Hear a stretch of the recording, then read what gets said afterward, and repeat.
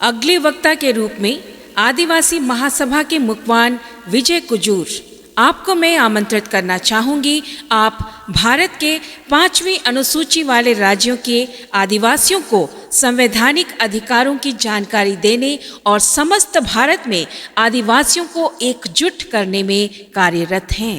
विश्व आदिवासी दिवस के शुभ अवसर पर आप सभी आदिवासियों को हमारी ओर से बहुत बहुत बधाई एवं शुभकामनाएं।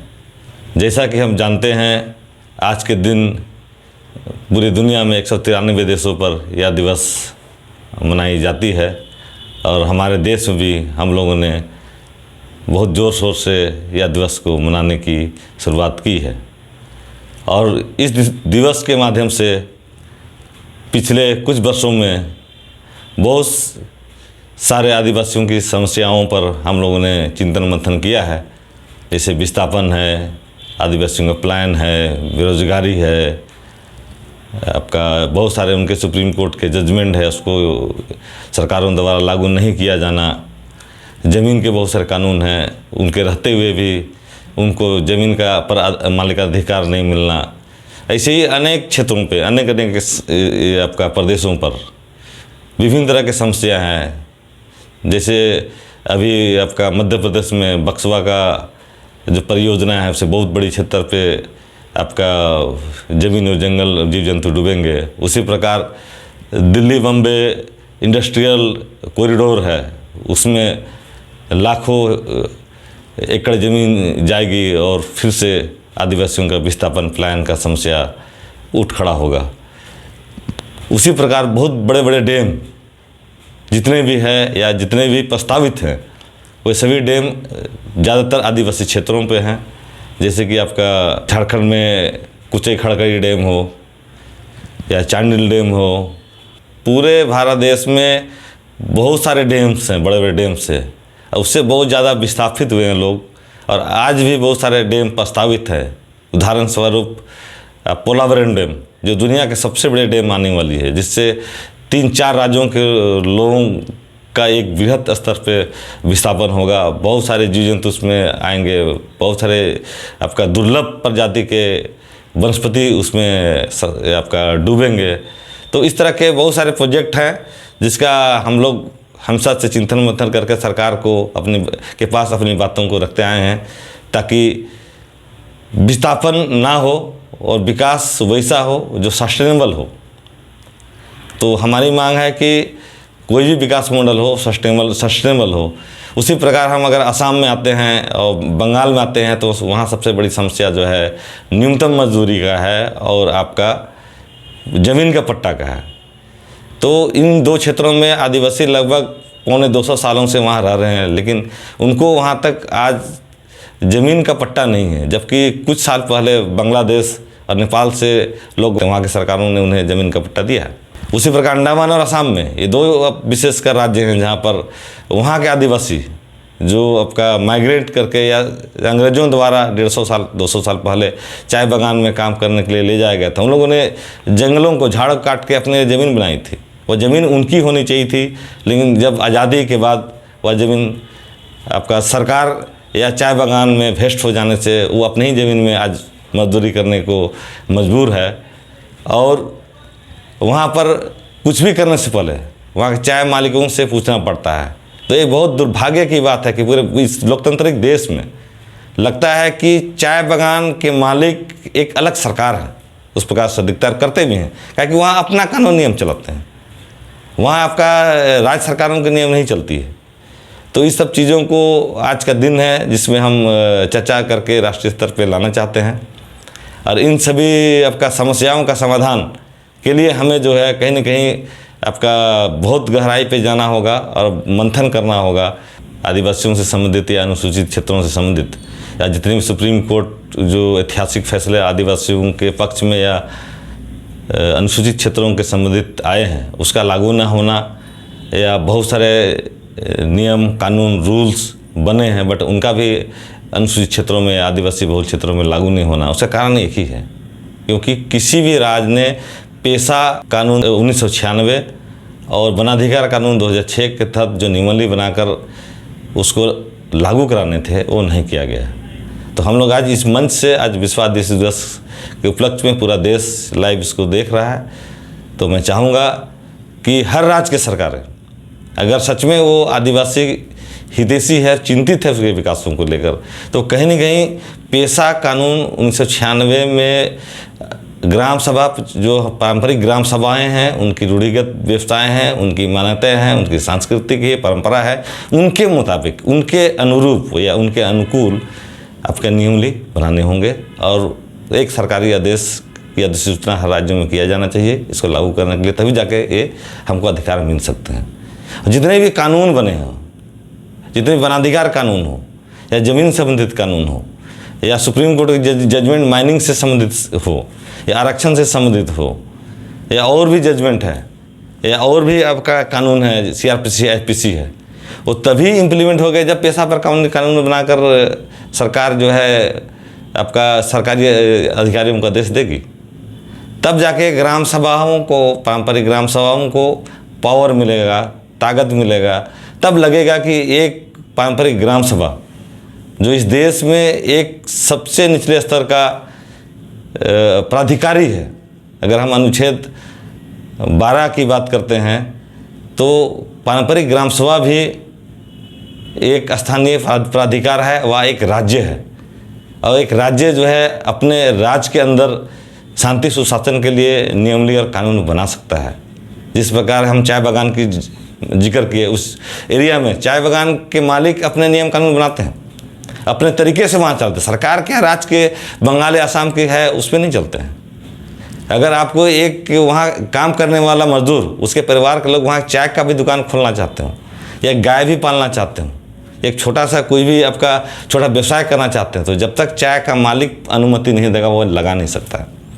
एक छोटा सा कोई कंस्ट्रक्शन भी करना चाहता है टेम्पोररी, उसको भी नहीं कर सकता, अनुमति लेना पड़ता है। तो अपने हिसाब से चलते हैं। तो लगता है कहीं ना कहीं वो पैरेलल सरकार है, क्योंकि वो नियम के तहत चलते हैं, उसके अंदर बहुत सारी चीज़ें होते हैं, वो सामने नहीं आता। उसी प्रकार हम बड़े उद्योगों की बात करते हैं, उसके बाउंड्री के अंदर में, उसके दायरे के अंदर में वो अपने नियम से या उसके सर्विस कोड ऑफ कंडक्ट से वो संचालित होते हैं, बाहर नहीं आते। उसी प्रकार ग्राम सभा, गांव का भी एक सीमाना है, उसका भी दायरा है, उसका भी एक क्षेत्र के भीतर शांति सुशासन के लिए ग्राम सभा कानून बना सकती है, नियम बनाती है, उसके तहत वो चलते हैं।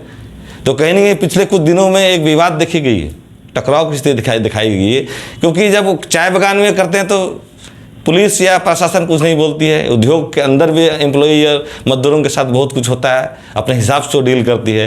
लेकिन ग्राम सभा जब अपने हिसाब से अपने गांव के अंदर में आपका पारंपरिक या कस्टमरी लॉ से संचालित करने की कोशिश करती है, तो सरकारी अधिकारी बोलता है कि वो गलत कर रहे हैं, आप संवैधानिक गलत व्यवहार कर रहे हैं। लेकिन जहाँ सवाल करना है वहाँ नहीं करता। अगर एक स्कूल या कॉलेज या फैक्ट्री, वहाँ भी एक बाउंड्री है, अगर बाउंड्री लग गया है मतलब कि उसका लिखित मीनिंग है कि बिना परमिशन हम अंदर नहीं जा सकते, तब वहाँ तो सवाल नहीं पूछे जाते। बहुत लोग लिख भी देता है कि यह बद्री क्षेत्र है, बहुत लोग लिख देता है कि इधर जाना मना है, बहुत लोग लिखता है बियर ऑफ डॉग, लेकिन वही बियर ऑफ डॉग या इधर जाना मना है वही ग्राम सभा लिखता है, तो आप बोलते हैं संविधान गलत है, कैसे हो सकता है?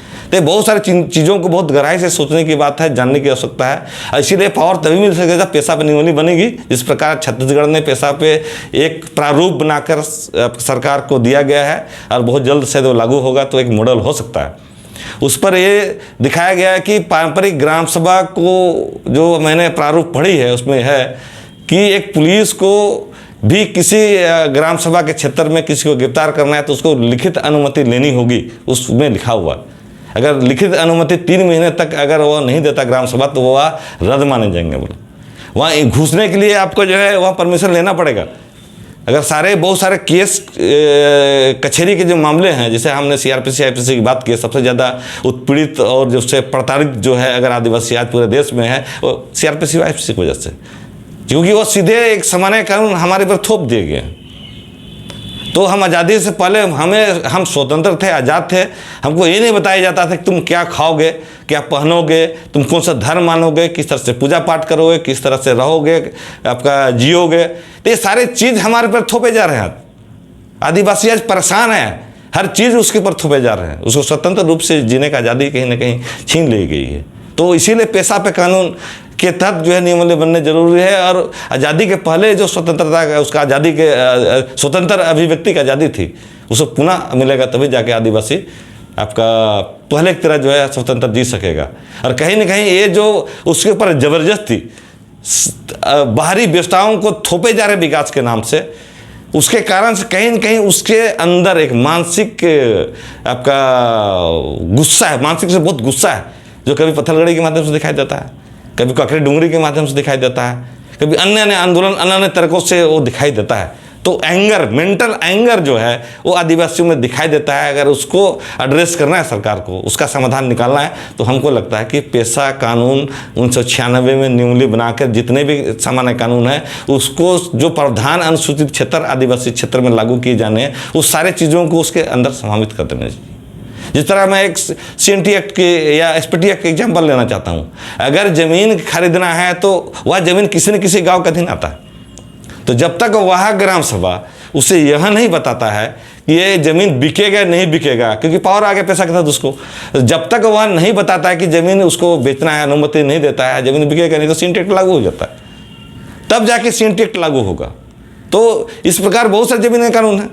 CNT एक्ट में अभी तक आपका झारखंड सरकार ने आपका 20 साल से ऊपर हो गया, लेकिन अभी तक जो है शेड्यूल एरिया रेगुलेशन एक्ट लाकर जो है अनुसूचित क्षेत्रों में CNT एक्ट SPT एक्ट को लागू करना था, किया नहीं। उस सामान्य CNT एक्ट जो बाकी क्षेत्र में लागू, वही अनुसूचित क्षेत्र में लागू है। जिस दिन शेड्यूल एरिया रेगुलेशन एक्ट ये सरकार लाएगी, CNT एक्ट 10 गुना ज़्यादा ताकतवर हो जाएगा। वो करेगा तभी जाके ज़मीन बचेगी। तो ये बहुत इंपॉर्टेंट है हमारा पेशा कानून। पुलिस का क्या रोल होगा, कोर्ट का क्या रोल होगा, पेशा में नियम नियम चीज़। CRPC में आपके के तहत छोटे मोटे आपके विवाद कोर्ट में चले जाते हैं। छोटा मोटा आपका आपसी लड़ाई या आपका कोई बैल चोरी कर लिया, कोई फसल चोरी कर लिया, वो चला जाता है। ये तो ये मुद्दे लिखे रहने चाहिए, सारे केस मामले लिखे रहने चाहिए। ये सारे केस होंगे तो ग्राम सभा फैसला करेगा। ये आपके नियम बन जाने चाहिए पेशा के तहत, ताकि पुलिस को पता होगा कि अगर हमारे पास केस आएगा तो हम वापस रिफ़र कर देंगे, वो करेंगे। जिसका अभी हाल फिलहाल में आपका पश्चिमी सिंहभूम में वहाँ का उपायुक्त ने 2 केस को ग्राम सभा को रिफ़र किया है ट्रायल के बेसिस पे, कि वो ग्राम सभा अगर वह केस को अच्छी तरह से आपका डील करते हैं तो सभी केसेस जो है ग्राम सभा में करेंगे। उसके बाद शायद हो सकता है पेशा के तहत जो मैं आज बोल रहा हूँ बातें जो आनी चाहिए। तो कहीं ना कहीं अगर आपका सुप्रीम कोर्ट के जजमेंट को लागू कराने हैं तो पेशा में नियम नहीं होगा, तभी जाकर लागू होंगे। तो ये बहुत इंपॉर्टेंट है। वनाधिकार कानून में तो बन गया है, लेकिन वो ग्राम सभा जब वनाधिकार कानून की बात करता है तो सरकारी अधिकारी के पास कोई आदेश नहीं सरकार का नियम नहीं है, इसीलिए वो मानता नहीं है। जब वो टकराव होता है तो बोलता सरकारी काम में बाधा, उसको केस मिल जाता है। आपका जमीन अधिग्रहण कानून बना है, बट उसके तहत या तर्ज में नियमली सरकार को बनाना चाहिए। वो नहीं बने तो वो नियमली बनकर पेशा पे ही आने चाहिए, ताकि ग्राम सभा को पार मिलना चाहिए। वो सारे मामले किसी न किसी गांव के अंतर्गत आते हैं। तो ये बहुत इंपॉर्टेंट है, इसलिए आपका इस पर जो है आपका बहुत फोकस करना चाहिए।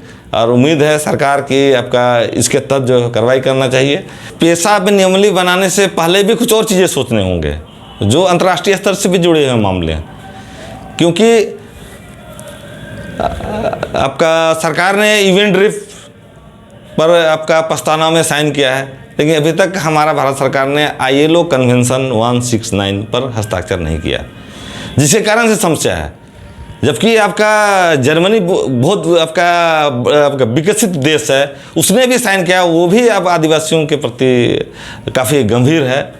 तो कहीं ना कहीं सरकार, हमारी जो भारत सरकार है, उसको गंभीर होना होगा और ILO कन्वेंशन 169 में हस्ताक्षर करना चाहिए, ताकि हमारी जो पारंपरिक व्यवस्थाएं हैं, हमारा जो स्वशासन व्यवस्था है, उसको मान्यता मिल सके, ताकि हम ज़्यादा पावरफुल हो सके। और ये मान्यता मिलने से यूनियन ड्रिफ्ट में जो 46 प्रस्तावना है वो लागू कराने में आसान होगा। और अगर ये होने से और एक अच्छी बात आती है, अगर सरकार आपका साइन करता है तो जो हमें अनुसूचित जनजाति के रूप में जाना जाता है, तो विवाद होता है आदिवासी शब्द, मूलवासी शब्द, अबोरिजिन शब्द। तो आज हमारा इस मंच से ये भी आपका मांग है कि अनुसूचित जनजाति के साथ साथ हमें आदिवासी, अबोरिजिन, इंडिजिनस भी आपका संविधान में जोड़े जाने चाहिए, ताकि देश में सभी को जो कन्फ्यूजन है और दूर हो सके। इसके साथ साथ एक हमारी बहुत पुरानी मांग रही है पूरे भारत देश के आदिवासियों को, कि हमारे मारंगोप के जयपाल सिंह मुंडा, जिन्होंने संविधान निर्माण में अहम भूमिका निभाई थी और 5वीं 6वीं अनुसूची के बहुत बड़ा आपका उनका देन है। तो हम भारत सरकार से आज इस मंच से आपका मांग करते हैं कि आपका जयपाल सिंह मुंडा को मरणोपरांत भारत रत्न सम्मान से सम्मानित किया जाए। और साथ साथ मैं राज्य सरकार, झारखंड के राज्य सरकार हेमंत सोरेन से भी आग्रह करना चाहता हूँ कि 3 जनवरी जयपाल सिंह मुंडा के जयंती पर राजकीय अवकाश होना चाहिए। और साथ साथ जो म्यूनसिपलिटी कॉरपोरेशन जो सभी राज्य प्रभावित होते हैं, हाल फिलहाल में छत्तीसगढ़ के महामहिम राज्यपाल अनुसुईया उइके जी ने इस मुद्दा को भी लिखित रूप से वहाँ के राज्य सरकार को दिया है और कहा है कि जब तक पेशा के तर्ज पे नगर पालिका, नगर पंचायत का गठन अनुसूचित क्षेत्रों में करने के लिए कानून बनने चाहिए। जिस प्रकार कानून हो सकता था municipality extension to schedule area, तो वह कानून जब तक केंद्रीय कानून संसद नहीं बनाती है तो आप सीधे आपका सामान्य पंचायत या नगर पालिका व्यवस्था जो है अनुसूचित क्षेत्र पे गठन करने से वहाँ के क्षेत्र पे लोगों को बहुत परेशानी हो रहा है।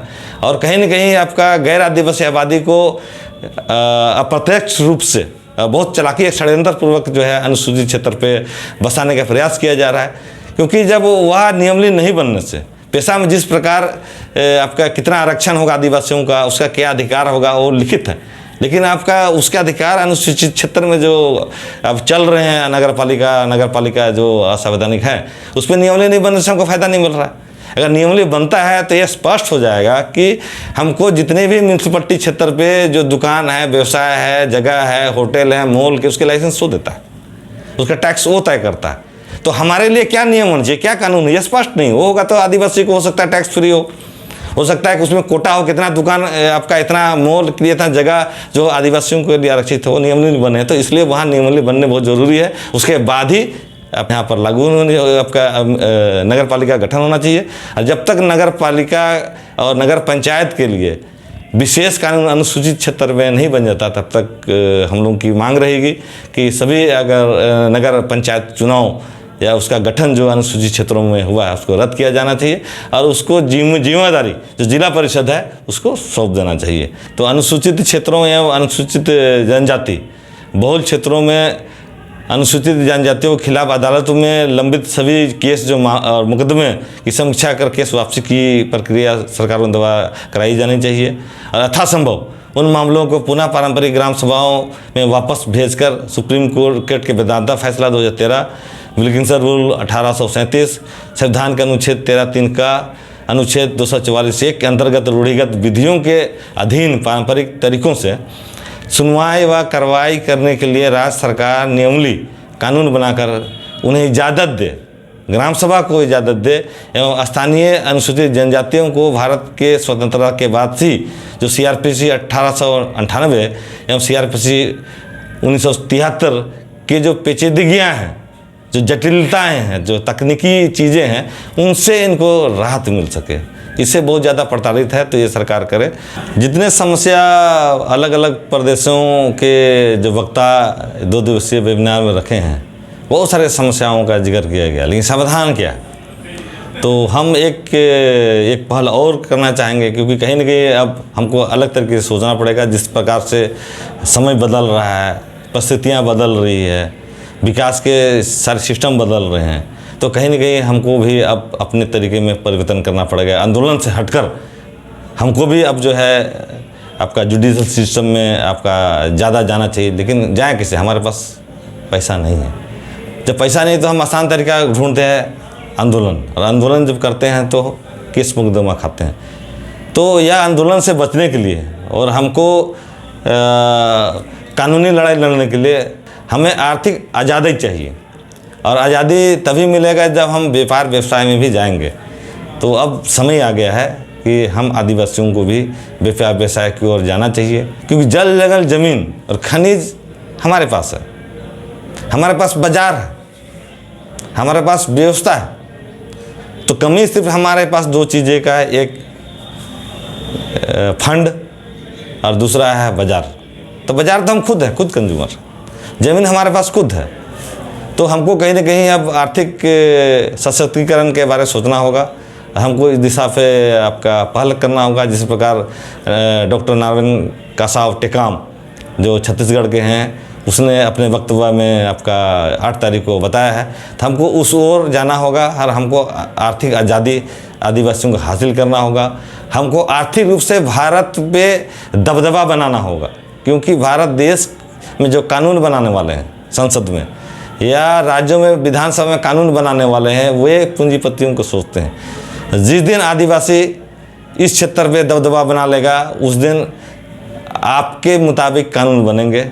अनुसूचित क्षेत्र के सारे प्रावधान, सुप्रीम कोर्ट के सारे जजमेंट, सारे आपके जो हितैषी कानून हैं वो लागू कराने में आसान हो जाए, क्योंकि वे लोग आपके हिसाब से नीति बनाएंगे। तो यह बहुत ज़रूरी हो गया कि हमको जो है अब आर्थिक सशक्ति की ओर जाना होगा और हमको आर्थिक आज़ादी की भी बात करना होगा। तो आज पुनः मैं आपका यहीं पर मैं अपना वक्तव्य समाप्त करते हुए आज के दिवस पर सबों को बहुत बहुत बधाई एवं शुभकामनाएं। जोहार, शिवा जोहार, जय जोहार। भारत के लोगों को संवैधानिक हक अधिकार बताने के लिए ढेर सारी शुभकामनाएं और धन्यवाद।